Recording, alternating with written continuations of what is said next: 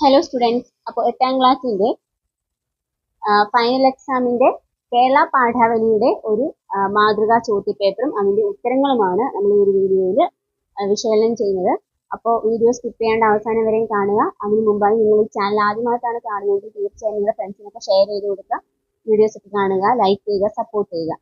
Okay, അപ്പോൾ നമുക്ക് ചോദ്യങ്ങളിലേക്ക് പോകാം. 1 മുതൽ 4 വരെ ചോദ്യങ്ങളുടെ ഉത്തരം തിരഞ്ഞെടുത്ത് എഴുതാനാണ് ആദ്യത്തെ പാർട്ട്. ഒരു ചോദ്യത്തിന് 1 മാർക്ക് വീതം, 4 മാർക്കാണ്, 4 ക്വസ്റ്റ്യൻസും അതിന് 4 മാർക്കുമാണ് ഈ ഒരു പാർട്ടിലുള്ളത്. ഒന്നാമത്തെ ചോദ്യം, പാടുന്ന വണ്ടുകൾക്കൊപ്പമായി തെന്നലിൽ ആടുന്ന നിങ്ങളെ ആർ മറക്കും, പനിനീർപ്പൂവ്. ഈ വരികളിൽ നിങ്ങളെ എന്ന് സൂചിപ്പിച്ചിരിക്കുന്നത് എന്തിനെയാണ്? ഓപ്ഷൻസ്: പൂക്കളെ, വണ്ടുകളെ, തെന്നലിനെ, പാട്ടിനെ. നമുക്കറിയാം പൂക്കളെയാണ് ഇങ്ങനെ വിശേഷിപ്പിക്കുന്നത്. രണ്ടാമത്തെ ചോദ്യം, തിങ്കളാഴ്ച നല്ല ദിവസം എന്ന തിരക്കഥാഭാഗത്തെ സംബന്ധിക്കുന്ന പ്രസ്താവനകളിൽ ശരിയായത് ഏതാണ്? 1. അമ്മയെ ശരണാലയത്തിൽ താമസിപ്പിക്കാനാണ് മക്കളുടെ തീരുമാനം. 2. അമ്മയ്ക്ക് ശരണാലയത്തിൽ പോകാൻ വലിയ താല്പര്യമുണ്ട്. 3. അമ്മ ശരണാലയത്തിൽ പോകുന്നില്ല. അപ്പൊ ഇതിന്റെ ഓപ്ഷൻസ് കൊടുത്തിട്ടുള്ളത് 1ഉം 2ഉം ശരി, 1ഉം 3ഉം ശരി, 1 മാത്രം ശരി, എല്ലാം ശരിയാണ് എന്നതാണ്. അപ്പൊ ഇതിൽ ഏതാണ് ശരിയായിട്ടുള്ള ഓപ്ഷൻ ഏതാണ്? അമ്മയെ ശരണാലയത്തിൽ താമസിപ്പിക്കാനാണ് മക്കളുടെ തീരുമാനം എന്നത് മാത്രമാണ് ശരി. അമ്മയ്ക്ക് ശരണാലയത്തിൽ പോകാൻ താല്പര്യമൊന്നും ഉണ്ടായിരുന്നില്ല. അമ്മ ശരണാലയത്തിലേക്ക് പോകുന്നില്ല. അപ്പൊ ഇത് രണ്ടും എന്താണ്? തെറ്റായ പ്രസ്താവനകളാണ്. അമ്മയെ ശരണാലയത്തിൽ താമസിപ്പിക്കാനാണ് മക്കളുടെ തീരുമാനം എന്നതാണ് ശരിയായ ഉത്തരം. അപ്പോൾ ഓപ്ഷൻ സി ആണ് ഉത്തരം. ഇനി മൂന്നാമത്തെ ചോദ്യം, പാടുമ്പോൾ മനസംതൃപ്തിയാണ് പ്രധാനം. മനസംതൃപ്തി എന്ന വാക്ക് അടിവരയിട്ടിട്ടുണ്ട്. അപ്പൊ അടിവരയിട്ട പദത്തിന്റെ ശരിയായ വിഗ്രഹാർത്ഥം ഏത്? അപ്പൊ മനസംതൃപ്തി എന്നതിന്റെ വിഗ്രഹാർത്ഥം മനസ്സിന്റെ സംതൃപ്തിയാണ്. അപ്പൊ ഓപ്ഷൻ സി ആണ്. ഇവിടെ ഓപ്ഷൻ സിയിൽ മനസ്സിന്റെ സംതൃപ്തി എന്ന് കൊടുത്തിട്ടുണ്ട്. അപ്പൊ അതാണ് ഉത്തരം. ഇനി നാലാമത്തെ ചോദ്യം, ചുവടെ പിരിച്ചെഴുതിയവയിൽ ശരിയായത് ഏത്? സന്തോഷച്ചിരി, സന്തോഷ ചിരി, വഴിക്കണക്ക്, വഴി കണക്ക്, എന്റെയും, എന്റെ, വികൃതമായ, വികൃതം, മായ. അപ്പോ നമുക്ക് കേൾക്കുമ്പോൾ തന്നെ അറിയാം, വായിക്കുമ്പോൾ തന്നെ അറിയാം ഏതാണ് ശരിയായിട്ടുള്ളത്. സന്തോഷച്ചിരി എന്നത് എങ്ങനെയാണ് വിഗ്രഹിച്ച് എഴുതേണ്ടത്? സന്തോഷം അധികം ചിരി എന്നതാണ്. വഴിക്കണക്ക്, വഴി അധികം കണക്കാണ്. ഇക്കയല്ല അവിടെ വരേണ്ടത്, കണക്ക് എന്നുള്ളതാണ്. എന്റെയും എന്നുള്ളത് എന്റെ അധികം ഉമ്മാണ്. വികൃതമായത് എന്നത് വികൃതം അധികം ആയത് എന്നതാണ്. അപ്പൊ ഇവിടെ ശരിയായിട്ട് വിഗ്രഹിച്ചിട്ടുള്ളത് മൂന്നാമത്തെ മാത്രമാണ്. അപ്പൊ ഓപ്ഷൻസ് നോക്കുക. 1, 2, 3, 4 എന്ന് കൊടുത്തിട്ടുണ്ട്. അപ്പൊ ഓപ്ഷൻ സി ആണ് നമ്മുടെ ഉത്തരം. മൂന്നാമത്തേത് മാത്രമാണ് ശരി. ഇനി 5 മുതൽ 7 വരെയുള്ള ചോദ്യങ്ങൾക്ക് 3ഓ 4ഓ വാക്യത്തിൽ ഉത്തരം എഴുതാനാണ് പറഞ്ഞിട്ടുള്ളത്. 3 മാർക്കാണ്. അങ്ങനെ 3 മാർക്ക് വീതം 3 ചോദ്യങ്ങൾക്ക് 9 മാർക്കാണ് ഈ ഒരു പാർട്ടിലുള്ളത്. അപ്പൊ ശ്രദ്ധിച്ചെഴുതുക, 3 മാർക്കാണ്. അപ്പൊ 3ഓ 4ഓ വാക്യത്തിലെങ്കിലും ഉത്തരം എഴുതാൻ ശ്രമിക്കുക. അത് കൂടുതൽ എഴുതേണ്ട കാര്യം ഇല്ല. ഓക്കെ, 5ാമത്തെ ചോദ്യം, നിങ്ങൾ ആരും എത്ര കാലം കഴിഞ്ഞാലും എന്നെ കാണാനായിട്ട് അങ്ങോട്ട് വരരുത്. തിങ്കളാഴ്ച നല്ല ദിവസം. തിരക്കഥാ സന്ദർഭം വിശകലനം ചെയ്ത് അമ്മ എന്ന കഥാപാത്രത്തിന്റെ സവിശേഷതകൾ കണ്ടെത്തി എഴുതുക. അപ്പൊ അമ്മ എന്ന ഈ തിങ്കളാഴ്ച നല്ല ദിവസം എന്ന ഈ ഒരു പാഠഭാഗത്തിലെ അമ്മ എന്ന കഥാപാത്രത്തിന്റെ സവിശേഷതകൾ എന്തൊക്കെയാണ് എന്ന് വിശകലനം ചെയ്ത് എഴുതാനാണ് പറഞ്ഞിട്ടുള്ളത്. അപ്പൊ കഥാപാത്ര നിരൂപണം തയ്യാറാക്കാനാണ്. ഓക്കെ, അപ്പൊ നമുക്കറിയാം അമ്മയെ എങ്ങോട്ടാക്കാനാണ്? ശരണാലയത്തിലാക്കാനായിട്ട് മക്കൾ തീരുമാനിക്കുന്നു. മക്കൾക്ക് നോക്കാൻ താല്പര്യമില്ലാത്തത് കൊണ്ട് അമ്മയെ ശരണാലയത്തിലാക്കുകയാണ്. അപ്പോൾ വീടിന്റെ വസ്തുക്കളുടെയൊക്കെ ഭാഗം കഴിഞ്ഞ് അമ്മയെ ശരണാലയത്തിലാക്കാനാണ് മക്കളുടെ തീരുമാനം. അപ്പൊ ഇത് അറിയുന്ന അമ്മയുടെ അഭിപ്രായമാണ്, അല്ലെ വാക്കുകളാണ് ഈ കൊടുത്തിട്ടുള്ളത്. അപ്പോൾ മനസ്സിൽ അത്രത്തോളം വിങ്ങുന്ന വേദന, അത്രയും നാൾ താൻ ജീവിച്ച സ്ഥലം വിട്ട്, വീട് വിട്ട്, മക്കളെ വിട്ട്, കുടുംബ ബന്ധങ്ങളെ വിട്ട്, ആ സ്നേഹമൊക്കെ ഒഴിഞ്ഞ് മറ്റൊരു സ്ഥലത്തേക്ക് പോകേണ്ടി വരുന്ന അമ്മയുടെ വേദന ഉള്ളിൽ വെച്ചുകൊണ്ട് തന്നെ മക്കളോട് കരഞ്ഞു പറയുകയും അവരുടെ കാല് പിടിച്ച് ഒന്നും ചെയ്യാതെ നിങ്ങൾ ആരും എത്ര കഴിഞ്ഞാലും എന്നെ കാണാൻ വരരുതെന്നും താൻ പരിപാലിച്ചിരുന്ന മൃഗങ്ങളെയും മറ്റും മറ്റൊരാളെ ഏൽപ്പിക്കുകയാണെന്നും ഒക്കെ വളരെ ധൈര്യപൂർവം ആ ഒരു മനസ്സിന്റെ ശക്തി കൈവിടാതെ അമ്മ എന്ന ഒരു പ്രതീകം, അതായത് അത്രത്തോളം ഒരു ശക്തിയുള്ള കഥാപാത്രമായി നിന്നുകൊണ്ടാണ് ആ അമ്മ എന്ന കഥാപാത്രം ഇതില് നിലനിൽക്കുന്നത്. അപ്പോൾ ആ കഥാപാത്രം സാധാരണ ഒരു അമ്മ എന്ന നമ്മൾ സാധാരണ കാണുന്ന അമ്മയുടെ ആ ഒരു പ്രവൃത്തിയിൽ നിന്നും വളരെ വ്യത്യസ്തമായാണ് ഇതിൽ നിന്ന് ഈ ഒരു സിനിമയിലെ അമ്മ എന്ന കഥാപാത്രത്തെ കാണാൻ കഴിയുന്നത്. അപ്പൊ അത്രത്തോളം വിശകലനം ചെയ്ത് അമ്മ എന്ന കഥാപാത്രത്തിന്റെ സവിശേഷതകൾ കണ്ടിട്ട് നിങ്ങൾ കഥാപാത്ര നിരൂപണം തയ്യാറാക്കാൻ ശ്രമിക്കുക. അപ്പൊ ഈ കാര്യങ്ങളൊക്കെ അതിൽ ഉൾക്കൊള്ളിച്ച് വേണം കഥാപാത്ര നിരൂപണം തയ്യാറാക്കാൻ വേണ്ടിയിട്ട്. ഇനി 6ാമത്തെ ചോദ്യമാണ്, ഓരോ വ്യക്തിയുടെയും വിജയത്തിന് പിന്നിൽ നിരവധി ആളുകളുടെയും സഹനത്തിന്റെയും കരുതലിന്റെയും കരങ്ങളുണ്ട്. പാടി വീട്ടാത്ത കടങ്ങൾ ഈ നിരീക്ഷണത്തോട് നിങ്ങൾ യോജിക്കുന്നുണ്ടോ? അപ്പോൾ പാടി വീട്ടാത്ത കടങ്ങൾ എന്നത് നമ്മുടെ ഗാനഗന്ധർവനായിട്ടുള്ള KJ യേശുദാസിന്റെ ഒരു ജീവിതാനുഭവവുമായി ബന്ധപ്പെട്ടിട്ടുള്ള ഒരു പാഠഭാഗമാണ്. അപ്പൊ ഇതില് ഓരോ വ്യക്തിയുടെയും വിജയത്തിന് പിന്നിൽ നിരവധി ആളുകളുടെയും സഹനത്തിന്റെയും കരുതലിന്റെയും കാര്യങ്ങളുണ്ട് എന്നാണ് പറഞ്ഞിട്ടുള്ളത്. അപ്പൊ ഈ നിരീക്ഷണത്തോട് നിങ്ങൾ യോജിക്കുന്നുണ്ടോ? അപ്പൊ നമ്മൾ ഈ ഒരു പാഠഭാഗത്തെ അടിസ്ഥാനമാക്കി നോക്കുമ്പോൾ തീർച്ചയായും യേശുദാസ് വളരെ താഴ്ന്ന നിലയിൽ നിന്നും ഈ ഒരു ചലച്ചിത്ര മേഖലയിൽ തന്നെ ലോകം കണ്ട അല്ലെങ്കിൽ ഇന്ത്യ ഏറ്റവും കൂടുതൽ ബഹുമാനിക്കുന്ന ഒരു വ്യക്തിയായി മലയാള ചലച്ചിത്ര മേഖലയിൽ നിന്നും മാറിയിട്ടുണ്ടെങ്കിൽ അദ്ദേഹത്തിന് അതിന് പിന്നിൽ ഒരുപാട് സഹനത്തിന്റെ കഥകൾ പറയാനുണ്ടാവും. അതുപോലെ തന്നെ അദ്ദേഹത്തെ സഹായിച്ച ഒരുപാട് ആളുകളുടെ കരുതലിന്റെ കരങ്ങളുണ്ടാവും. അപ്പൊ ഇതൊക്കെ തന്നെ യേശുദാസിന്റെ ജീവിതത്തെ വെച്ച് പറയുകയാണെങ്കിൽ തീർച്ചയായും നമുക്ക് ഈ ഒരു നിരീക്ഷണത്തോട് യോജിക്കേണ്ടി വരും. അല്ലെങ്കിൽ തന്നെ നമുക്ക് പറയാവുന്നതാണ്, ഏതൊരു വ്യക്തിയുടെയും ജീവിതത്തിന് പിന്നിൽ ഒരുപാട് പേരുടെ സഹായം അല്ലെങ്കിൽ അവരുടെ കരുതലിന്റെ കരങ്ങൾ ഉണ്ടാവും. അത് അമ്മയുടേതാകാം, അച്ഛൻ്റെതാകാം, കൂടപ്പിറപ്പുകളുടേതാകാം, ഭാര്യയുടേതാകാം, ഭർത്താവിൻ്റെയാകാം, അല്ലെങ്കിൽ സുഹൃത്തുക്കളുടെയാകാം, അല്ലെങ്കിൽ നമ്മളെ അറിയാത്ത അല്ലെങ്കിൽ നമുക്ക് പരിചയമില്ലാത്ത ആരെങ്കിലും ആകാം. അങ്ങനെ ആരുടെയെങ്കിലും ഒക്കെ കരുതലിന്റെയും സഹായത്തിന്റെയും ഒക്കെ കരങ്ങളുണ്ടാവും. അതുപോലെ തന്നെ ഒരുപാട് സഹനത്തിന്റെ, അതായത് ഓരോ വിജയം നേടുന്ന ഓരോ വ്യക്തിക്കും ആ വ്യക്തിയുടെ സഹനത്തിന്റെ കഥകൾ ഒരുപാട് പറയാനുണ്ടാവും. വെറുതെ ഒരു വിജയവും ആർക്കും നേടിയെടുക്കാൻ സാധിക്കില്ല. ഈ ഘടകങ്ങൾ ഒക്കെ ഉൾക്കൊണ്ടാൽ മാത്രമാണ് ഒരു വ്യക്തിക്ക് തന്റെ ജീവിത വിജയത്തിലും ലക്ഷ്യത്തിലും ഒക്കെ എത്തിച്ചേരാൻ സാധിക്കുകയുള്ളൂ. അപ്പൊ തീർച്ചയായും ഈ ഒരു ഘടകങ്ങളൊക്കെ ഈ കാര്യങ്ങളൊക്കെ ഉൾപ്പെടുത്തിക്കൊണ്ട് ഈ ഒരു നിരീക്ഷണത്തോട് നിങ്ങൾ യോജിക്കുന്നുണ്ടോ എന്ന ചോദ്യത്തിന് ഉത്തരം എഴുതേണ്ടതാണ്. അപ്പൊ ഇങ്ങനെയുള്ള ചോദ്യങ്ങൾ നിങ്ങൾ പ്രതീക്ഷിക്കുക. ഇനി 7ാമത്തെ ചോദ്യത്തിന് ഓപ്ഷൻസ് ഉണ്ട്. എയും ബിയും ക്വസ്റ്റ്യൻസ് ആണ്. അതിൽ എ ക്വസ്റ്റ്യൻ, ഏതൊരു പാഴ്മണൽ കാടുതാൻ നിങ്ങളാൽ പൂതമാം നന്ദനമാകൂ നീല പനിനീർ പൂവ്. കവിയുടെ ഈ നിരീക്ഷണത്തിന്റെ ഔചിത്യം വ്യക്തമാക്കുക. അപ്പൊ നമുക്കറിയാം, പനിനീർ പൂവ് എന്ന കവിതയുടെ ആശയം ഞാൻ കൃത്യമായിട്ട് ഇട്ടിട്ടുണ്ട്. ആ ഒരു ആസ്വാദനം നിങ്ങൾ തീർച്ചയായും കാണുക. അപ്പോൾ ഇതിൽ നോക്കുക, ഏതൊരു പാഴ്മണൽ കാടുതാൻ നിങ്ങളാൽ പൂതമാം നന്ദനമാകുന്നില്ല. അപ്പോൾ ഇവിടെ ആകൂ നീല എന്നുള്ളത് ഒരു നിഷേധാർത്ഥത്തിലല്ല ഇവിടെ ഉപയോഗിച്ചിട്ടുള്ളത്. അതായത് ആകുന്നുണ്ട് എന്നതിന്റെ അത്രയും അതിശയോക്തിയും ആശ്ചര്യവും ഒക്കെ, അത്രയും അതിപ്രാധാന്യം ഒക്കെ എടുത്തു കാണിക്കാനാണ് കവി ഇത്തരത്തിൽ ഈ വാക്ക് ഉപയോഗിച്ചിട്ടുള്ളത്. അപ്പൊ ഇവിടെ ശ്രദ്ധിക്കുക, വലിയൊരു ആദ്യം ഈ കവി ഈ പൂവ് ചിരിക്കുന്നത് കാണുമ്പോൾ കവിയുടെ ഉള്ളിൽ ഒരു സന്ദേഹം അല്ലെങ്കിൽ ഒരു പരിഹാസ രൂപേണയുള്ള ഒരു ചിന്ത വരികയാണ്. നാളെ മണ്ണിലടിഞ്ഞു പോകാവുന്ന ഈ പൂവ്, ഈ പനിനീർ പുഷ്പം എന്തിനാണ് ഇത്രയും ചിരിച്ചു നിൽക്കുന്നത്? അതിന്റെ ജീവിതം വളരെ ക്ഷണികമല്ലേ എന്ന് ചിന്തിക്കുകയാണ് കവി ആദ്യം. പക്ഷെ അപ്പോൾ തന്നെ കവിയുടെ മനസ്സിലേക്ക് വരികയാണ് പല ചിന്തകളും. അതായത് തന്റെ ജീവിതം വളരെ ക്ഷണികമാണെങ്കിലും നൈമിഷികമാണെങ്കിലും ആ ഒരു ചെറിയ ജീവിതം കൊണ്ട് എത്ര പേരുടെ സന്തോഷമാണ് ഈ പൂവ് ഉണ്ടാക്കിയെടുക്കുന്നത്, അല്ലെങ്കിൽ എത്ര പേരുടെ മുഖത്തെ ചിരിയാണ് ഇത് നേടിയെടുക്കുന്നത്, എത്ര പേരുടെ ദുഃഖങ്ങളാണ് ഇല്ലാതെയാക്കുന്നത്, ഏതൊക്കെ ആഘോഷങ്ങളിലാണ്, അതായത് വിജയാഘാതമായിക്കൊള്ളട്ടെ, മത്സരങ്ങളായിക്കൊള്ളട്ടെ, ദുഃഖപരമായിട്ടുള്ള മരണ വീടുകളായിക്കൊള്ളട്ടെ, ഒരു പിറന്നാൾ ആഘോഷമായിക്കൊള്ളട്ടെ, കല്യാണ വീടുകളായിക്കൊള്ളട്ടെ, ഏത് തരത്തിലുള്ള ആഘോഷങ്ങൾക്കും ഏതൊരു പരിപാടിക്കും മുന്നിൽ നിൽക്കുന്നത് ഈ പനിനീർ പുഷ്പങ്ങളാണ്.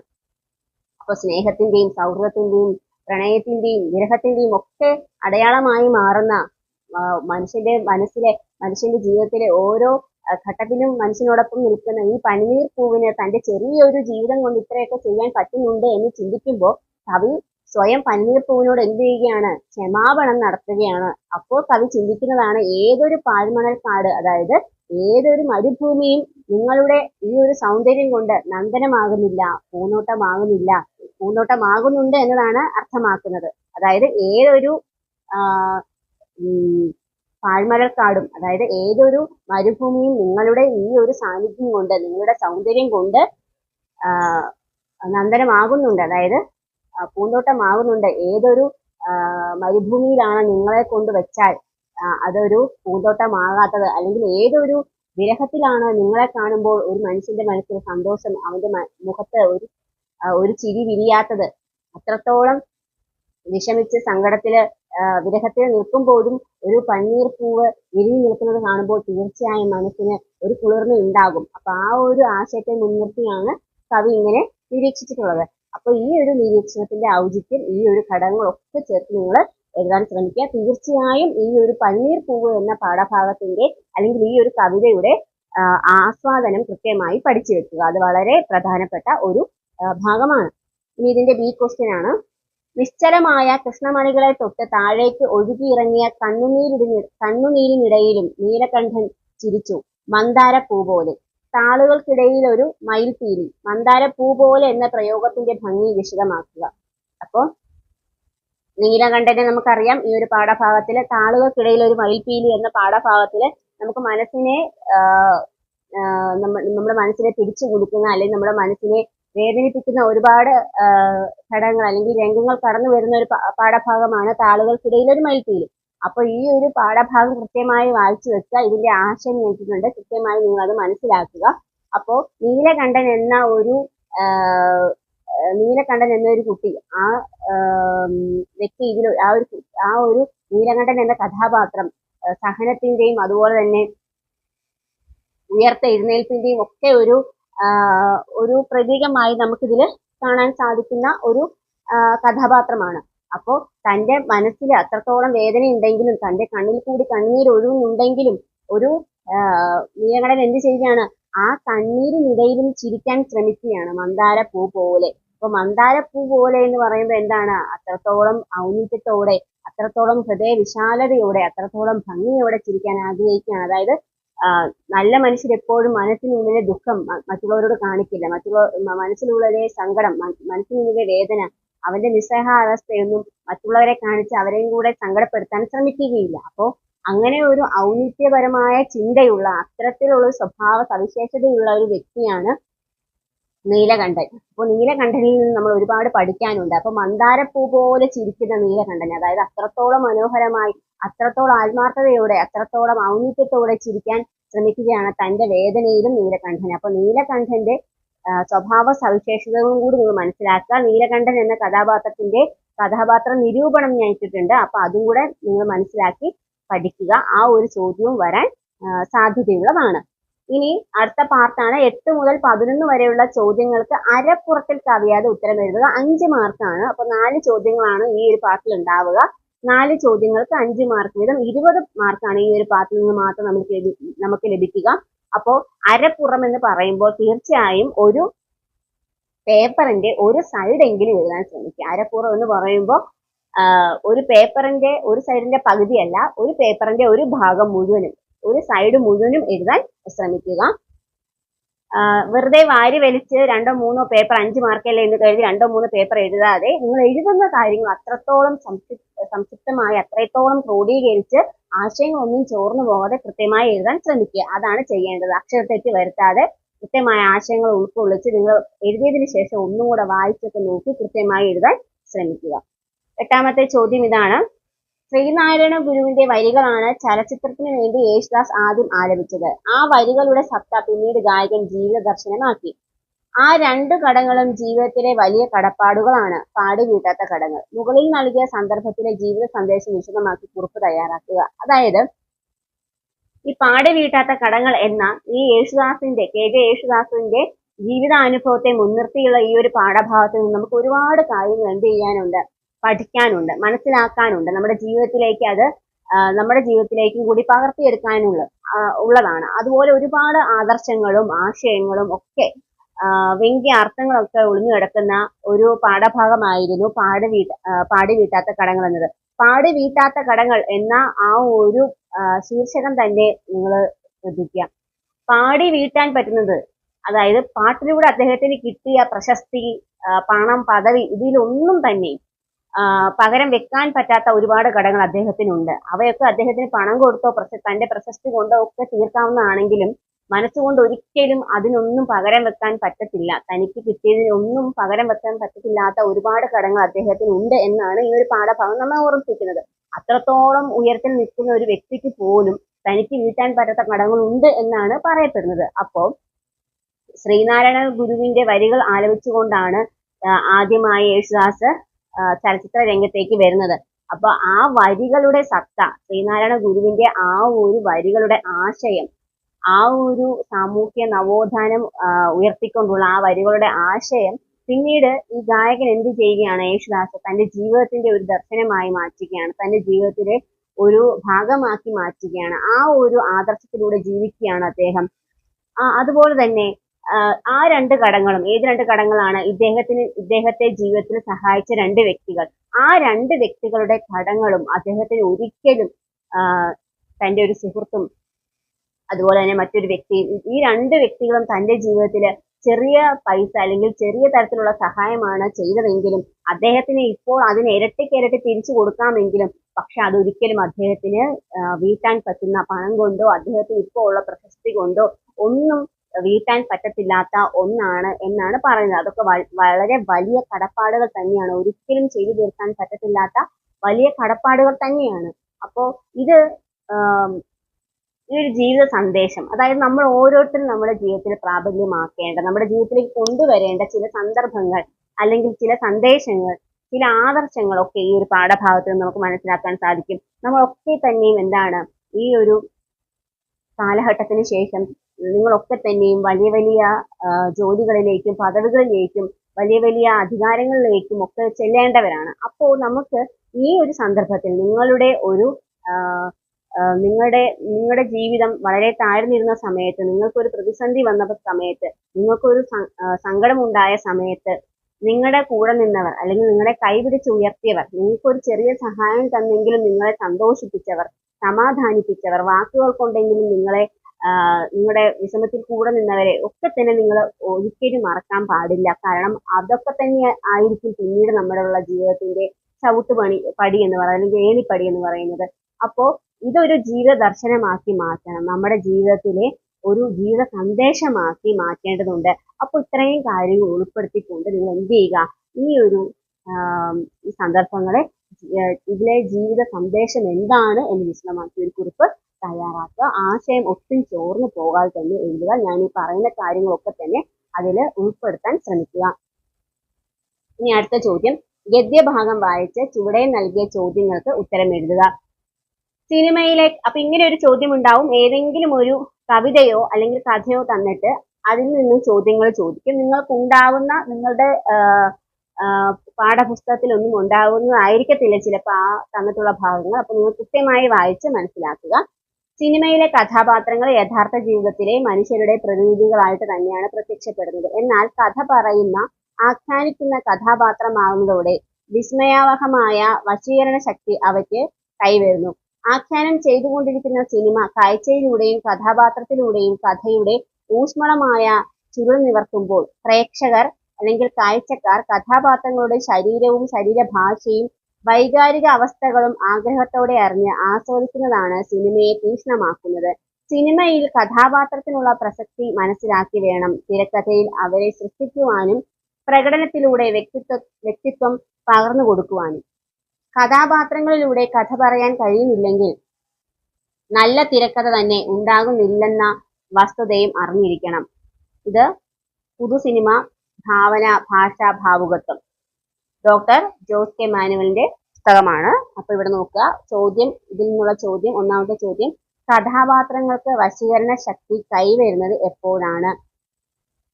അപ്പൊ നമുക്കിവിടെ അറിയാം എപ്പോഴാണ്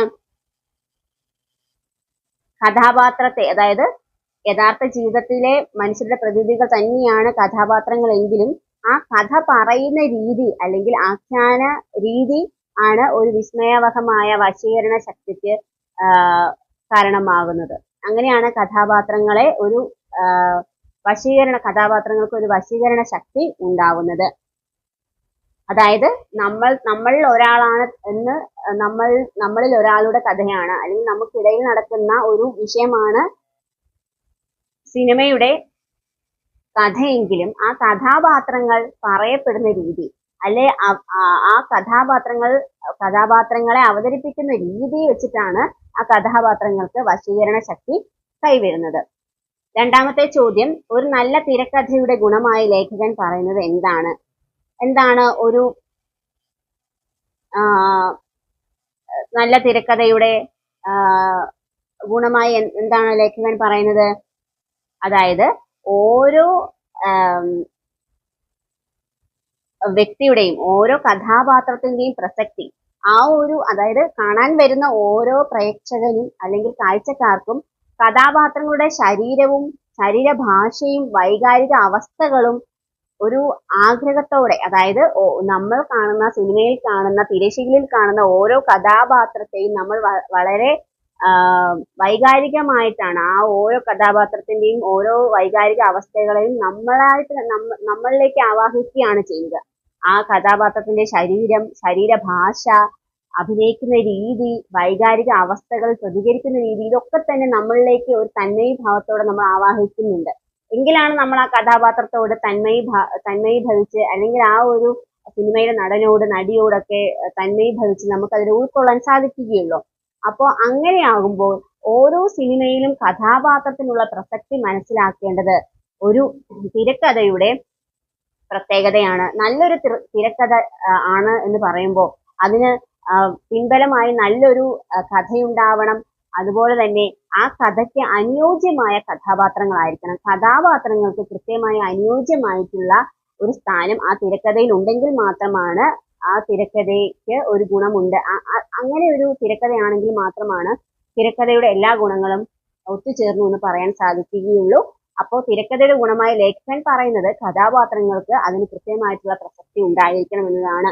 ഇനി സിനിമ തീക്ഷ്ണമായ അനുഭവമാവുന്നത് എങ്ങനെയാണ്? അതായത് എങ്ങനെയാണ് സിനിമ ഒരു തീക്ഷ്ണമായിട്ടുള്ള അനുഭവമായിട്ട് മാറുന്നത്? നമ്മൾ പറഞ്ഞതുപോലെ ഓരോ കഥാപാത്രത്തെയും ഒരു കാഴ്ചക്കാരൻ അല്ലെങ്കിൽ ഒരു പ്രേക്ഷകൻ അവന്റെ തന്മയീഭാവത്തോടു കൂടി ആ വൈകാരിക അവസ്ഥകളെ, ആ നടന്റെ അല്ലെങ്കിൽ ആ നായകന്റെ അവസ്ഥകളെ, ശരീരഭാഷയെ, പ്രവൃത്തിയെയൊക്കെ തന്മയീഭാവത്തോടു കൂടി ആവാഹിക്കുമ്പോൾ മാത്രമാണ് സിനിമ തീക്ഷ്ണമായി അനുഭവമാകുന്നത്. അല്ലെങ്കിൽ വെറുതെ കണ്ടുപോരുന്ന ഒരു കാഴ്ചയായി മാത്രം ഒരു കാഴ്ചാനുഭവമായി മാത്രമാണ് സിനിമ മാറുന്നത്. ആ സിനിമ കാണുമ്പോൾ നമ്മൾക്കുള്ളിൽ ഒരു വിഷമം ഉണ്ടാകുന്നുണ്ട്, നമ്മുടെ കണ്ണ് ഈറനണിയുന്നുണ്ട്, ഇല്ലെങ്കിൽ നമ്മൾ ചിരിക്കുന്നുണ്ട്, നമുക്കുള്ളിൽ സന്തോഷം ഉണ്ടാകുന്നുണ്ട്, നമുക്കുള്ളിൽ പ്രണയം ഉണ്ടാകുന്നുണ്ട് എങ്കിലാണ് ആ ഒരു സിനിമ തീക്ഷ്ണാനുഭവമായി മാറുന്നത്. അപ്പോൾ അത് മാറണമെങ്കിൽ തീർച്ചയായും ആ സിനിമ അത്രത്തോളം എല്ലാ രീതിയിലും സിനിമയുടെ ഗുണഗണങ്ങൾ ഉണ്ടായിരിക്കുന്നതായിരിക്കണം. അപ്പൊ കാഴ്ചക്കാരനെ അല്ലെങ്കിൽ പ്രേക്ഷകനെ ഈ ഒരു സിനിമയിലെ കഥാപാത്രത്തിന്റെ വൈകാരിക അവസ്ഥകളെയൊക്കെ മനസ്സിലാക്കത്തക്ക വിധം സിനിമ അവതരിപ്പിക്കുന്നുണ്ടെങ്കിൽ തീർച്ചയായും അതാണ് സിനിമയെ തീക്ഷ്ണമായ അനുഭവമാക്കി മാറ്റുന്നത്. ഇനി 10ാമത്തെ ചോദ്യമാണ്, എങ്കിലും അന്നത്തെ ചില കഥകളി വേഷങ്ങൾ എന്റെ മനസ്സിൽ മായാത്ത മുദ്ര പതിപ്പിച്ചിട്ടുണ്ട്. പരോക്ഷമാണെങ്കിലും അത് പിൽക്കാലത്ത് എനിക്ക് പ്രചോദനമായിട്ടുണ്ടാകാം. കളിവിളക്കിൻ തിരുനാളം. ഇതുപോലെ നിങ്ങൾക്ക് പ്രചോദനം നൽകിയ ഒരു അനുഭവത്തെക്കുറിച്ച് കുറിപ്പ് തയ്യാറാക്കുക. അപ്പോ ഇതില് കളിവിളക്കിന്റെ തിരുനാളം എന്ന കലാമണ്ഡലം രാമൻകുട്ടി നായരുടെ തിരനോട്ടം എന്ന അദ്ദേഹത്തിന്റെ അനുഭവക്കുറിപ്പിൽ നിന്ന് എടുത്തിട്ടുള്ള ഒരു ഭാഗമാണ് ഈ ഒരു പാഠഭാഗം. അപ്പോ ഇതില് അദ്ദേഹം തന്റെ ജീവിതത്തിൽ താൻ ചെറുപ്പകാലം മുതൽ കഥകളിയോട് കാണിച്ചിരുന്ന ആ ഒരു ഭ്രമം, അല്ലെങ്കിൽ കഥകളിയോട് തനിക്കുണ്ടായിരുന്ന ആ അടുപ്പം, അത് എങ്ങനെയാണ് പിന്നീട് തനിക്ക് ഒരു കഥകളി ആചാര്യനായി അല്ലെങ്കിൽ കഥകളി നടനായി മാറാൻ സാധിച്ചത് എന്നത് അദ്ദേഹം കൃത്യമായി പറയുന്നുണ്ട്. അപ്പോ അദ്ദേഹം ചെറുപ്പകാലത്ത് കണ്ട ചില കഥകളി വേഷങ്ങൾ അദ്ദേഹത്തിന്റെ ജീവിതത്തില് ഇപ്പോഴും അദ്ദേഹത്തിന്റെ മനസ്സിൽ മായാത്ത ഒരു മുദ്ര പതിപ്പിച്ചിട്ടുണ്ട്. അതിൽ നിന്നൊക്കെ അദ്ദേഹം ചിലതൊക്കെ സംശീകരിച്ചിട്ടുണ്ട്. അതിൽ നിന്ന് ചില പാഠങ്ങൾ അദ്ദേഹം ഉൾക്കൊണ്ടിട്ടുണ്ട്. അതിൽ നിന്ന് കുറച്ചൊക്കെ അദ്ദേഹത്തെ എന്ത് ചെയ്തിട്ടുണ്ട്, സ്വാധീനിച്ചിട്ടുണ്ട്. അപ്പോ അതൊക്കെ ചിലപ്പോൾ അദ്ദേഹത്തിന്റെ അഭിനയത്തിനും അദ്ദേഹത്തിന്റെ ആ ഒരു അവതരണ രീതിക്കും അദ്ദേഹത്തിന്റെ ആ കഥകളി എന്ന ആ ഒരു അദ്ദേഹത്തിന്റെ കഥകളിയോടുള്ള ആ ഒരു ആഭിമുഖ്യത്തിനുമൊക്കെ ഒരുപാട് സഹായകരമായിട്ടുണ്ട്. അപ്പൊ ഇതുപോലെ തന്നെ നിങ്ങളുടെ ജീവിതത്തിൽ പ്രചോദനം നൽകിയ ഒരു അനുഭവം. അതായത് നിങ്ങൾ ഏതെങ്കിലും രീതിയിൽ എത്തിച്ചേരണം, അല്ലെങ്കിൽ നിങ്ങൾ പിന്നീട് എന്താവണം എന്ന് നിങ്ങൾ വിചാരിക്കുന്നു അതിന്, അതായത് ചിലർക്ക് ടീച്ചർ ആവാനായിരിക്കാം, ചിലർക്ക് ഡോക്ടർ ആവാനായിരിക്കാം. അപ്പോൾ അങ്ങനെ ഓരോ നിങ്ങൾ എന്തായി തീരണം എന്നത് നിങ്ങൾ ചിന്തിക്കുന്നുണ്ട്. അപ്പൊ ആ ചിന്തിക്കാൻ നിങ്ങൾക്ക് പ്രചോദനമായ എന്തെങ്കിലും ഒരു അനുഭവം, നിങ്ങളെ പ്രചോദിപ്പിച്ചിട്ടുള്ള എന്തെങ്കിലും ഒരു അനുഭവത്തെ കുറിച്ച് ഈ രീതിയിൽ തന്നെ നല്ല ഭാഷയിൽ അക്ഷരത്തെറ്റില്ലാതെ നല്ല രീതിയിൽ അങ്ങനെ ഒരു അനുഭവക്കുറിപ്പ് തയ്യാറാക്കുക. ഇനി 11ാമത്തെ ചോദ്യം ശ്രദ്ധിക്കുക. ഇതിന് ഓപ്ഷൻസ് ഉണ്ട്. ഓപ്ഷൻ എ, ഒന്നാമത്തെ ചോദ്യം, നിന്നുടെ ജീവിതം മോശമെന്നല്ലി ഞാൻ ചൊന്നതെന്നോമനെ മാപ്പു നൽകൂ പന്നീർപ്പൂവ് എന്ന കവിത നൽകുന്ന തിരിച്ചറിവുകൾ എന്തെല്ലാം കുറിപ്പ് തയ്യാറാക്കുക. അപ്പൊ ഞാൻ മുന്നേ പറഞ്ഞതുപോലെ തന്നെ ഇതിൽ കവി നിന്നുടെ ജീവിതം മോശമെന്നല്ലി ഞാൻ ചൊന്നതെന്നോമനെ മാപ്പു നൽകൂ, നിന്റെ ജീവിതം, അതായത് പന്നീർപ്പൂവിനെ പരിഹസിച്ചുകൊണ്ടാണ് ആദ്യം കവിത തുടങ്ങുന്നത്. അങ്ങനെയാണ് കവി ആദ്യം ചിന്തിച്ചത്.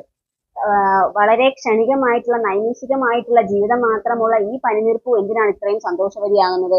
തന്റെ ജീവിതം വളരെ ക്ഷണികമാണെന്ന് അറിയാമല്ലോ, അറിഞ്ഞുകൊണ്ട് ഇവർക്ക് എങ്ങനെയാണ് ഇത്രയും സന്തോഷവതിയായി ഇരിക്കാൻ സാധിക്കുന്നത് എന്ന് ചിന്തിച്ച അതേ സമയം തന്നെ അദ്ദേഹത്തിന്റെ മനസ്സിലേക്ക് കടന്നു വരുവാണ്, ഈ പനിനീർപ്പൂ എന്തൊക്കെ ദൗത്യങ്ങളാണ് തന്റെ നൈമിഷികമായ ജീവിതം കൊണ്ട് തന്നെ ചെയ്യുന്നത്. ഓരോ മനുഷ്യന്റെ ഓരോ ജീവിതത്തിലും, മനുഷ്യന്റെ ഓരോ ജീവിത സന്ദർഭങ്ങളിലും ഈ പനിനീർപ്പൂവ് ഒരുപാട് സ്വാധീനം ചെലുത്തുന്നുണ്ട്. പ്രണയമായിക്കൊള്ളട്ടെ, വിരഹമായിക്കൊള്ളട്ടെ, മരണമായിക്കൊള്ളട്ടെ, ജനനമായിക്കൊള്ളട്ടെ, വിവാഹമായിക്കൊള്ളട്ടെ, അതുപോലെ തന്നെ വിജയാഘാതമായിക്കൊള്ളട്ടെ, അങ്ങനെ ഏത് തരത്തിലുള്ള സന്ദർഭങ്ങളിലും ഏത് അവസരത്തിലും ഉപയോഗിക്കാൻ കഴിയുന്ന ഒന്നാണ് ഈ പനിനീർപ്പൂവ്. പനിനീർപ്പൂവില്ലാതെ അതിനെ കാണാതെ അത് ഉപയോഗിക്കാത്ത ഒരു മനുഷ്യനും ഉണ്ടായി കാണില്ല. അപ്പൊ അത്രത്തോളം സ്വാധീനം ചെലുത്തുന്ന ഈ പനിനീർപ്പൂവിന് എങ്ങനെയാണ് ചിരിക്കാതിരിക്കാൻ കഴിയുക? അപ്പോൾ ഞാൻ അതിനെ പരിഹസിച്ചത് എന്റെ ബുദ്ധിമോശം കൊണ്ടാണ് എന്ന് മനസ്സിലാക്കുന്ന പനിനീർപ്പൂവിന്റെ ജീവിതത്തിന്റെ മൂല്യം തിരിച്ചറിയുന്ന നിമിഷമാണ് കവി ഇങ്ങനെ പറയുന്നത്, നിന്റെ ജീവിതം മോശമെന്നല്ലേ ഞാൻ പറഞ്ഞത്, അത് ചൊന്നതിന്, ആ പറഞ്ഞതിന് എന്നോട് മാപ്പ് നൽകൂ എന്ന് തിരിച്ച് പനിനീർപ്പൂവിനോട് അദ്ദേഹം ക്ഷമാപണം നടത്തുകയാണ്. അപ്പോ പനിനീർപ്പൂവ് എന്ന കഥ നൽകുന്ന തിരിച്ചറിവുകൾ എന്തൊക്കെയാണ് എന്ന് ചോദിച്ചാൽ തീർച്ചയായും നമ്മൾ മനസ്സിലാക്കേണ്ടത്, എത്ര ക്ഷണികമാണെങ്കിലും, നമ്മുടെ ജീവിതം എത്രയും നൈമിഷികമാണെങ്കിലും, എത്ര ചെറുതാണെങ്കിലും, നമുക്ക് എത്ര പ്രാധാന്യമില്ലാത്ത ഒരു വ്യക്തിയാണെങ്കിലും തീർച്ചയായും നമുക്കും ഒരുപാട് കാര്യങ്ങൾ ചെയ്തു തീർക്കാനുണ്ട്. നമ്മുടെ ഈ ഒരു ചെറിയ ജീവിതത്തിൽ ആർക്കും ആരുടെയും മരണത്തെ മുൻകൂട്ടി കാണാൻ സാധിക്കുകയില്ല. പക്ഷെ നമ്മൾ ജീവിച്ചിരിക്കുന്ന കാലഘട്ടം അത്രയും നമ്മൾ ചെയ്തു തീർക്കേണ്ട ചില കടമകൾ, നമ്മൾ തിരിച്ചറിയേണ്ട ചില കടപ്പാടുകൾ, ഇതൊക്കെ നമ്മൾ ചെയ്തു തീർക്കേണ്ടതുണ്ട്. ചിലർക്ക് നൽകേണ്ട സഹായങ്ങൾ, അങ്ങനെയുള്ള കുറെ കാര്യങ്ങൾ നമ്മൾ ചെയ്തു തീർക്കേണ്ടതുണ്ട്. അത് നമ്മുടെ പ്രവൃത്തി കൊണ്ട് നമ്മൾ ചെയ്യേണ്ടതാണ്. അപ്പോൾ പനിനീർപ്പൂവ് വളരെ ക്ഷണികമാണ്. 1-2 ദിവസം മാത്രം ആയുസ് നിൽക്കുന്ന പനിനീർപ്പൂവ് എത്രയെത്ര ദൗത്യങ്ങളാണ്, എത്രയെത്ര മനുഷ്യരുടെ ജീവിതത്തിലാണ്, എത്രയെത്ര സന്ദർഭങ്ങളിലാണ്, എത്രയെത്ര വൈകാരിക നിമിഷങ്ങളിലാണ് പങ്കുചേരുന്നത്. അപ്പോ ഈ പനിനീർപ്പൂവിന്റെ ജീവിതം തന്നെയായിരിക്കണം, ആ ഒരു മഹത്തരമായ സന്ദേശം തന്നെയായിരിക്കണം നമ്മുടെ ജീവിതത്തിലൂടെ നമ്മൾ കൊടുക്കേണ്ടത്. നമ്മൾ ജീവിച്ചിരിക്കുന്ന എത്ര കാലമായിക്കൊള്ളട്ടെ, അത്രയും കാലം വെറുതെ ജീവിച്ചിരിക്കാതെ മറ്റുള്ളവർക്ക് കൂടി ഗുണപരമായിട്ടുള്ള, മറ്റുള്ളവരുടെ ജീവിതത്തെ മനസ്സിലാക്കി കൊണ്ടുള്ള, അവരുടെ അവസ്ഥയിൽ കൂട്ടുനിൽക്കുന്ന, അവരുടെ സഹായിയായി നിൽക്കുന്ന തരത്തിലായിരിക്കണം നമ്മുടെ ജീവിതം. എപ്പോഴും നമ്മുടെ ജീവിതത്തിന്റെ ആ ഒരു കാലഘട്ടത്തെ വെച്ചിട്ടല്ല, നമ്മുടെ ചെയ്യുന്ന പ്രവൃത്തി വെച്ചിട്ട് വേണം നമ്മളെ അളക്കാൻ വേണ്ടിയിട്ട്. അപ്പോൾ ഇതൊക്കെ, ഈ തിരിച്ചറിവുകളൊക്കെയാണ് ഈ പനിനീർപ്പൂവ് എന്ന കവിത നൽകുന്നത്. അപ്പോൾ പനിനീർപ്പൂവ് എന്ന കവിതയുടെ ആസ്വാദനം ഞാൻ ഇട്ടിട്ടുണ്ട്. അപ്പോൾ തീർച്ചയായും കൂടെ കണ്ടിട്ട് ആ ഒരു രീതിയിൽ വേണം ഈ ഒരു കവിതയ്ക്ക് ആസ്വാദനം. വളരെ പ്രധാനപ്പെട്ട ഒന്നാണ്. ഈ ഒരു കവിതയിൽ നിന്ന് ആസ്വാദനക്കുറിപ്പ് വരാൻ സാധ്യതയുണ്ട്, അല്ലെങ്കിൽ ഇത്തരത്തിലുള്ള ചോദ്യങ്ങളാണെങ്കിലും പ്രതീക്ഷിക്കാം. അപ്പൊ ഇങ്ങനെയാണ് ഈ ഒരു ചോദ്യത്തിന് ഉത്തരം എഴുതേണ്ടത്, കുറിപ്പ് തയ്യാറാക്കേണ്ടത്. ഇനി അല്ലെങ്കിൽ ക്വസ്റ്റ്യൻ ബി ആണ്, ഇനി എന്റെ പങ്കും കൂടി അനുതാര പഠിച്ചോളൂ എന്ന് ഒരു വലിയ തമാശ പോലെ പറഞ്ഞ് ഈറനായ ഒരു പൊട്ടിച്ചിരി ഉതിർത്ത് നീലകണ്ഠൻ നടന്നു നീങ്ങി. താളുകൾക്കിടയിൽ ഒരു മയിൽപ്പീലി. സൂചനയും കഥയിലെ മറ്റു സന്ദർഭങ്ങളും പരിഗണിച്ച് നീലകണ്ഠൻ എന്ന കഥാപാത്രത്തെ നിരൂപണം ചെയ്യുക. അപ്പം ഇനി എന്റെ പങ്കും കൂടി അനുതാര പഠിച്ചോളൂ എന്ന് വളരെ ഒരു തമാശ പോലെയാണ് നീലകണ്ഠൻ പറഞ്ഞ് നീങ്ങുന്നതെങ്കിലും ആ നീലകണ്ഠന്റെ മനസ്സിലുള്ള ആ വിഷമം, നീലകണ്ഠന്റെ മനസ്സിലുണ്ടാകുന്ന വൈകാരിക അനുഭവം ഒക്കെ നിങ്ങൾക്കറിയാം. ഒരു കുട്ടി എന്ന നിലയിൽ അവനുണ്ടായി കാണാവുന്ന ആ ഒരു സന്ദർഭത്തില് ഉണ്ടായി കാണാവുന്ന വൈകാരിക അനുഭവങ്ങളും വിഷമങ്ങളും ഒക്കെ നിങ്ങൾ ആ പാഠഭാഗം വായിച്ചപ്പോൾ മനസ്സിലാക്കിയിട്ടുള്ളതാണ്. അപ്പോ നീലകണ്ഠന്റെ അനുഭവം തനിക്കൊന്നും ചെയ്യാൻ കഴിയില്ല എന്ന സാഹചര്യത്തിലും തോറ്റു കൊടുക്കാത്ത മനോഭാവം, ഇതൊക്കെ വെച്ചുകൊണ്ട് എന്ത് ചെയ്യുക, ഈ ഈ സൂചനയും കഥയിലെ മറ്റു സന്ദർഭങ്ങളും ഒക്കെ പരിഗണിച്ച് നീലകണ്ഠൻ എന്ന കഥാപാത്രത്തിന്റെ കഥാപാത്ര നിരൂപണം തയ്യാറാക്കുക. വളരെ മറ്റുള്ളവരെ തന്റെ വിഷമങ്ങൾക്കിടയിലും മറ്റുള്ളവരെ സഹായിക്കുന്ന, അവരെ ചേർത്ത് നിർത്തുന്ന, അവരുടെ അവസ്ഥ മനസ്സിലാക്കുന്ന ഒരു വ്യക്തിയാണ് നീലകണ്ഠൻ, അല്ലെങ്കിൽ ഒരു കുട്ടിയാണ് നീലകണ്ഠൻ. അപ്പൊ നീലകണ്ഠന്റെ കഥാപാത്ര നിരൂപണം ഞാൻ തയ്യാറാക്കിയിട്ടുണ്ട്. അപ്പൊ അത് കൃത്യമായി കണ്ടിട്ട് നിങ്ങൾ ഒരു ചോദ്യത്തിന് ഉത്തരം എഴുതുക. തീർച്ചയായും നീലകണ്ഠന്റെ കഥാപാത്രം നിങ്ങൾ പഠിച്ചിരിക്കേണ്ട ഒന്നാണ്. ഇനി താഴെ തന്നിരിക്കുന്ന ചോദ്യത്തിന് ഒരു പുറത്തിൽ കവിയാതെ ഉത്തരം എഴുതുക. അടുത്ത പാർട്ടാണ്. അപ്പൊ ഇതില് ഒരു ചോദ്യത്തിന് 7 മാർക്കാണ്. അപ്പൊ ശ്രദ്ധിക്കുക. ഇനി ഓപ്ഷൻസ് ഉണ്ട്. 12ാമത്തെ ചോദ്യത്തിന്റെ എ ക്വസ്റ്റ്യൻ, അമ്മ കരയുന്നില്ല, ഒരു തരം പ്രത്യേക പ്രസന്നത, മുഖത്ത് മനഃപൂർവ്വം കയറ്റി നിർത്തിയതുപോലെ, കാറിനടുത്തെത്തി അമ്മ നിന്നു, തിങ്കളാഴ്ച നല്ല ദിവസം, പരിചരണ ഉത്തരവാദിത്തത്തിൽ ചൊല്ലിയുള്ള തർക്കം, മക്കൾ അമ്മയെ റോഡിൽ ഉപേക്ഷിച്ചു, പത്രവാർത്തയിൽ നിന്ന്. മുകളിൽ നൽകിയ സൂചനകളും സമകാലിക സംഭവങ്ങളും വിശകലനം ചെയ്ത് കുടുംബ ബന്ധങ്ങൾ വീണ്ടെടുക്കാം എന്ന വിഷയത്തിൽ ഒരു പ്രഭാഷണം തയ്യാറാക്കുക. അപ്പൊ നമുക്കറിയാം, തിങ്കളാഴ്ച നല്ല ദിവസം എന്നത് വളരെ കാലിക പ്രസക്തിയുള്ള, ഇനി അങ്ങോട്ട് മനുഷ്യർ എത്രയും കാലം ഉണ്ടോ അത്രയും കാലം തന്നെ പ്രസക്തി ആർജിക്കുന്ന, അത്രത്തോളം ഈ മാധ്യമ ലോകത്ത്, ഈ ഒരു നവകാലഘട്ടത്തില് അത്രത്തോളം പ്രസക്തി ആർജിക്കുന്ന ഒരു വിഷയമാണ് ഈ ഒരു തിങ്കളാഴ്ച നല്ല ദിവസം എന്ന സിനിമയിൽ നമുക്ക് കാണാൻ സാധിക്കുന്നത്. അപ്പം ഇതിന്റെ തിരക്കഥയിൽ നമുക്ക് മനസ്സിലാകുന്ന, അല്ലെങ്കിൽ പാഠഭാഗത്ത് മനസ്സിലാക്കുന്ന കാര്യങ്ങൾ എന്തൊക്കെയാണ്? അമ്മയെ ഉപേക്ഷിക്കാൻ മക്കൾ തയ്യാറാകുന്നുണ്ട്. പക്ഷെ അമ്മ അതിൽ കരയുകയോ അതിൽ മനംനൊന്തിരിക്കുകയോ മക്കളെ ശപിക്കുകയോ ഒന്നും ചെയ്യുന്നില്ല. പക്ഷേ സാധാരണ അമ്മമാരിൽ നിന്നും, സാധാരണ ആ സന്ദർഭത്തിൽ പ്രതികരിക്കേണ്ട ഒരു രീതിയിൽ നിന്നും വളരെ വ്യത്യസ്തമായാണ് ഈ കഥാപാത്രത്തിലെ അമ്മ പ്രവർത്തിക്കുന്നത്, അല്ലെങ്കിൽ മക്കളോട് പെരുമാറുന്നത്.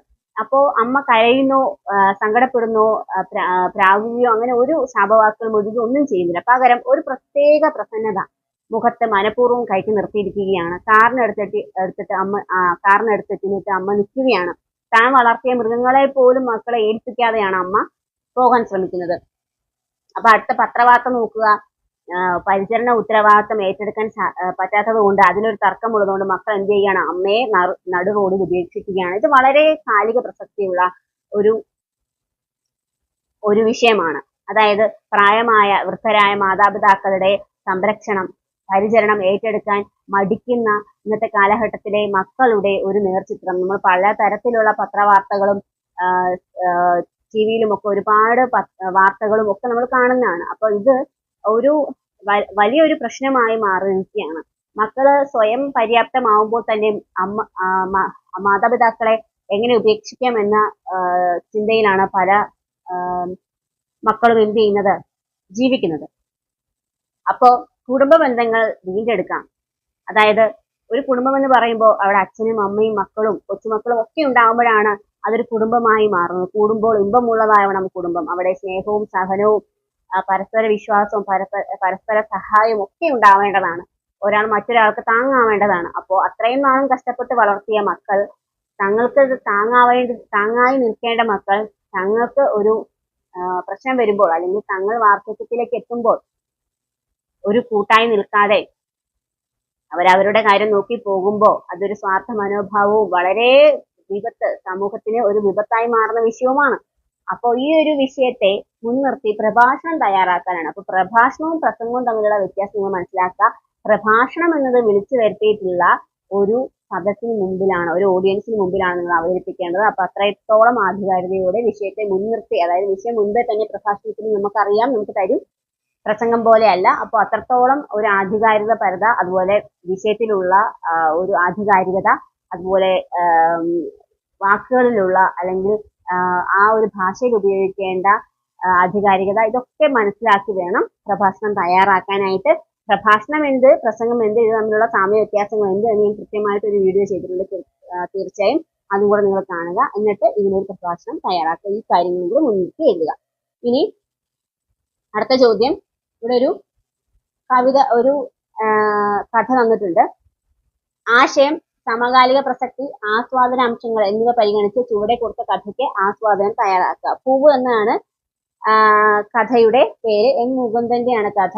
കപ്പലണ്ടി തോടുകളും കരിഞ്ഞ സിഗരറ്റ് തുണ്ടുകളും ചിതറിക്കിടക്കുന്ന ഡൽഹിയിലെ നടപ്പാതയിലൂടെ പോകുമ്പോൾ വീതിയുള്ള നിരത്തിൽ ഒരു പൂവ് വീണ് കിടക്കുന്നത് കൊണ്ട് അയാൾ സാഹസപ്പെട്ട് അത് കുനിഞ്ഞെടുത്ത് ദൂരെ ഒരു ഞാവൽ മരത്തിന് ചുവട്ടിൽ ചെന്ന് നിന്ന് മണത്തു നോക്കി. അതിന് പെട്രോളിന്റെ മണമായിരുന്നു. അപ്പോൾ താൻ കുട്ടിക്കാലം വേലിപ്പടർപ്പിൽ നിന്നും അരിപ്പൂവുകൾ പറിച്ച് മണക്കാറുള്ളത് ഓർത്തു. ആ അരിപ്പൂവുകൾക്ക് നറുമണമായിരുന്നു. പെട്രോളിന്റെയും മണമുണ്ടെങ്കിലും മരണം വിതച്ചുകൊണ്ട് തലങ്ങും വിലങ്ങും ഓടുന്ന വാഹനങ്ങളുടെ കറങ്ങുന്ന ചക്രങ്ങൾക്കിടയിൽ നിന്ന് ആ പൂവിനെ തനിക്ക് രക്ഷിക്കുവാൻ കഴിഞ്ഞ ചാരിതാർത്ഥ്യത്തോടെ അതിനെ തന്റെ ഷർട്ടിന്റെ കുടുക്കിൻ ദ്വാരത്തിൽ തിരികെ വെച്ച് അയാൾ തല കുനിച്ച് നടന്നുപോയി. അതായത് ഒന്ന് ആലോചിച്ച് നോക്കിയിട്ട് ഇതിന്റെ ആശയം എന്താണ്? അദ്ദേഹം ഇതിലെ കഥാകാരൻ എന്ത് ചെയ്യാണ്, ഇതിലെ കഥാപാത്രം എന്ത് ചെയ്യാണ്, റോഡിലൂടെ നടന്നു നീങ്ങുമ്പോൾ ഈ എന്താണ് പലതരത്തിലുള്ള കപ്പലണ്ടി തോടുകളും സിഗരറ്റ് തുണ്ടുകളും ഒക്കെ നടപ്പാതിൽ കിടക്കുകയാണ്. അതിനിടയിൽ ഒരു പൂവ് വീണ് കിടക്കുകയാണ്. അതിനെ വളരെ സാഹസപ്പെട്ട് ആ വണ്ടികൾക്കിടയിൽ നിന്ന് അദ്ദേഹം രക്ഷിച്ച് മണത്ത് നോക്കുമ്പോൾ അതിന് പെട്രോളിന്റെ മണമാണ്. അപ്പോൾ തന്നെ അദ്ദേഹത്തിന് കുട്ടിക്കാലത്ത് താൻ മണത്ത അരിപ്പൂവുകളുടെ മണം അദ്ദേഹത്തിന് ഓർമ്മ വരികയാണ്. അത്രത്തോളം നൈർമല്യമുള്ള അത്രത്തോളം നറുമണമുള്ള പൂവുകളായിരുന്നു അരിപ്പൂവുകൾ. പക്ഷെ ഇതിന് പെട്രോളിന്റെ മണമാണ്. പക്ഷെ പെട്രോളിന്റെ മണമാണെങ്കിലും ആ ഒരു പൂവിനെ അദ്ദേഹം രക്ഷിച്ചു എന്ന ചാരിതാർത്ഥ്യം അദ്ദേഹത്തിനുണ്ട്. അദ്ദേഹം തന്റെ ഷർട്ടിന്റെ കുടുക്കിന്റെ ദ്വാരത്തിൽ വെച്ചുകൊണ്ട് പോവുകയാണ്. ഒന്ന് ആലോചിച്ച് നോക്കുക, എത്രത്തോളം മാറുന്ന ഒരു പ്രകൃതി, എത്രത്തോളം മാറുന്ന ഒരു മനുഷ്യൻ. അതായത് അങ്ങനെ നമുക്ക് ഇതിനെ ഈ ഒരു കഥയെ നമുക്ക് എന്ത് ചെയ്യാം, വിശദീകരിക്കാം. മനുഷ്യൻ മാറുകയാണ്, മനുഷ്യൻ മാറിക്കൊണ്ടിരിക്കുകയാണ്, അവന്റെ ജീവിത സാഹചര്യങ്ങൾ മാറുകയാണ്, അവന്റെ പ്രകൃതി മാറുകയാണ്, അവന്റെ ചുറ്റുപാടുകൾ മാറുകയാണ്. അപ്പൊ മാറ്റത്തിന്റെ ഒരു പ്രതീകം നല്ലതാണോ? അതായത് മാറ്റം നല്ലതാണെങ്കിലും ചില ഓർമ്മകൾ അത് ഓർമ്മകളായി മാറുകയാണ്. ഇനി വരുന്ന തലമുറയ്ക്ക് അതൊരിക്കലും ലഭിക്കാത്ത ഓർമ്മകളായി മാറുകയാണ്. ചില പ്രകൃതി അനുഭവങ്ങൾ പോലും പ്രകൃതി മാറുകയാണ്. അതിനനുസരിച്ച് തന്നെ നന്മയും അതുപോലെ തന്നെ നൈർമല്യതയും ഒക്കെ മാറിക്കൊണ്ടിരിക്കുകയാണ്. മനുഷ്യൻ വെറും യന്ത്രവൽകൃത ലോകത്തേക്ക് മാറിക്കൊണ്ടിരിക്കുകയാണ്. അങ്ങനെ നമുക്കിതിനെ വിശദീകരിക്കാം. അതേ തരത്തിൽ നിന്ന് തന്നെ വേറൊരു രീതിയിൽ നമുക്കിതിനെ വിശദീകരിക്കാം. എത്ര മാറിയാലും അവന്റെ മനസ്സിലെ ആ മായാത്ത ഓർമ്മകൾ എപ്പോഴും നിലനിൽക്കുന്നു എന്ന രീതിയിൽ നമുക്ക് നോക്കാം. ചെറുപ്പകാലത്ത് നമ്മൾ അനുഭവിച്ച ഗന്ധങ്ങൾ, നമ്മൾ കഴിച്ചിട്ടുള്ള രുചികൾ, നമ്മുടെ അനുഭവങ്ങൾ, ഓർമ്മകളൊന്നും മാഞ്ഞു പോകുന്നില്ല എന്ന രീതിയിൽ. അതായത് എത്ര വലിയ തിരക്കിലെത്തിയാലും എത്ര വലിയ മഹാനഗരത്തിലെത്തിയാലും നമ്മുടെ മനസ്സിലെ ചെറിയ ചെറിയ ഓർമ്മകളും നമുക്ക് ചെറുപ്പത്തിൽ ലഭിച്ച ബാല്യകാലത്ത് നമ്മൾ അനുഭവിച്ച അനുഭവങ്ങളൊന്നും മാറിപ്പോകുന്നില്ല എന്ന രീതിയിൽ നമുക്ക് ഇതിനെ ആശയത്തെ കണക്കാക്കാം. അപ്പൊ സമകാലിക പ്രസക്തി എന്ന് പറയുമ്പോൾ വലിയ കാലിക പ്രസക്തിയുള്ള ഒരു കഥയാണ് ഇവിടെ കൊടുത്തിട്ടുള്ളത്. അപ്പൊ ആസ്വാദന അംശങ്ങൾ എന്ന് പറയുമ്പോൾ നിങ്ങൾ ഇതിന്റെ ആശയങ്ങൾ എഴുതുക, ഇന്നത്തെ കാലിക പ്രസക്തി എഴുതുക, അത് എഴുതിയിട്ടുള്ള രീതി നോക്കുക. വളരെ ചെറിയ കഥയാണെങ്കിലും അതിനുള്ളിൽ ഒളിഞ്ഞു കിടക്കുന്ന ആശയം ആർക്കും മനസ്സിലാവാവുന്ന രീതിയിൽ വളരെ ഗഹനമായിട്ടുള്ള ഒരു ആശയത്തെ വളരെ തന്മയത്തോട് അവതരിപ്പിച്ചിട്ടുണ്ട് എന്നുള്ള രീതിയിൽ ഇതിന്റെ രചനാ രീതി, രചനാ തന്ത്രം, അതുപോലെ തന്നെ ഇതിൽ ഉപയോഗിച്ചിട്ടുള്ള ഭാഷ, ഇതൊക്കെ മുൻനിർത്തി വേണം നിങ്ങൾ എന്ത് ചെയ്യാൻ വേണ്ടിയിട്ട്, ആസ്വാദനം തയ്യാറാക്കാൻ വേണ്ടിയിട്ട്. കവിതയ്ക്കാണെങ്കിൽ ആസ്വാദനം തയ്യാറാക്കുമ്പോൾ എഴുതിയ രീതിയും അതിന്റെ പ്രാസഭംഗി, അതുപോലെ തന്നെ അതിന്റെ വൃത്തം, അതിന്റെ ആശയം, അതിന് ആശയത്തിൽ ഒളിഞ്ഞു കിടത്തിരിക്കുന്ന വ്യംഗ്യാർത്ഥങ്ങൾ, വാഗ്മയ രൂപങ്ങൾ, ഇതൊക്കെ എഴുതുക. അതുപോലെ തന്നെ കഥയ്ക്കും അതുപോലെ തന്നെ എല്ലാം മനസ്സിലാക്കി വേണം നിങ്ങൾ ആശയം എഴുതാൻ വേണ്ടിയിട്ട്, അല്ലെങ്കിൽ ആസ്വാദനം എഴുതാൻ വേണ്ടിയിട്ട്. അപ്പോൾ ഇത്രയും ചോദ്യങ്ങളാണ് ഈ ഒരു ചോദ്യപേപ്പറിൽ ഉള്ളത്. അപ്പോൾ എന്ത് ചെയ്യുക, ഈ രീതിയിൽ നിങ്ങൾ ചോദ്യങ്ങൾ പ്രാക്ടീസ് ചെയ്യുക, എന്നിട്ട് എഴുതാൻ ശ്രമിക്കുക. അപ്പൊ എല്ലാ പാഠഭാഗങ്ങളും കൃത്യമായി വായിക്കുക, എല്ലാ പാഠഭാഗങ്ങളുടെ ആശയം മനസ്സിലാക്കുക, എല്ലാ കവിതകളുടെയും ആസ്വാദനവും മനസ്സിലാക്കി വെക്കുക. കഥാപാത്ര നിരൂപണങ്ങൾ ചെറുതാണെങ്കിൽ പോലും എല്ലാ കഥാപാത്രങ്ങളുടെയും ആ കഥയിലുള്ള പ്രാധാന്യം മനസ്സിലാക്കി വെക്കുക. ഏത് കഥാപാത്ര നിരൂപണമാണ് നമുക്ക് വരുന്നത് എന്ന് പറയാൻ സാധിക്കില്ല. അതുകൊണ്ട് എല്ലാ കഥാപാത്രത്തെയും നിങ്ങൾ വിലയിരുത്തി മനസ്സിൽ ഒരു കുറിപ്പായി തയ്യാറാക്കി വെക്കുക.